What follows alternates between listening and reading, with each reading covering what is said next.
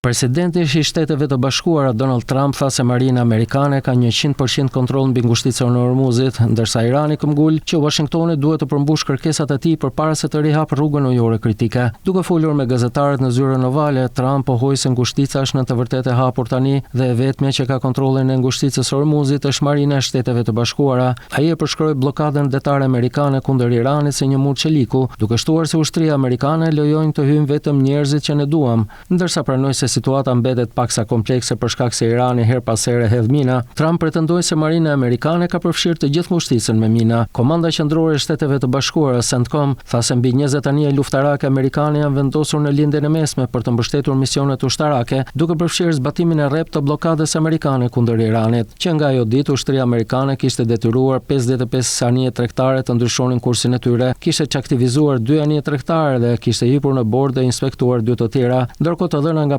platforma e gjurmimit të anijeve Kepler tregojnë se trafiku përmes ngushticës së Hormuzit mbetet i ndrydhur gjatë javës së kaluar dhe u dobësua më tej gjatë fundjavës. Kalimet e konfirmuara përmes rrugës ujore ranë në 15 të premten, në 11 të shtunën dhe vetëm 6 të dielën, sipas Kepler. Mohamed Bagher Zogalder, sekretari i Këshillit Suprem të Sigurisë Kombëtare të Iranit, tha se ngushtica e Hormuzit nuk do të rihapet derisa Shtetet e Bashkuara të korrigjojnë sjelljen e tyre, raportuan mediat iraniane. Ai vuri në duke se rihapja e ngushticës varet nga përmbushja e njësër kushtesh nga Shtetet e Bashkuara, duhet të jap fund përgjithmonë luftës kundër Iranit dhe aleatëve të tij të armatosur në rajon, duhet të ndalojë së kërcënuari Iranin, duhet të heqë bllokadën detare të porteve iraniane, të kompensojë Iranin për dëmet e luftës dhe të heqë sanksionet e të lirojë pa kushte asetet e ngrira ose të sekuestruara.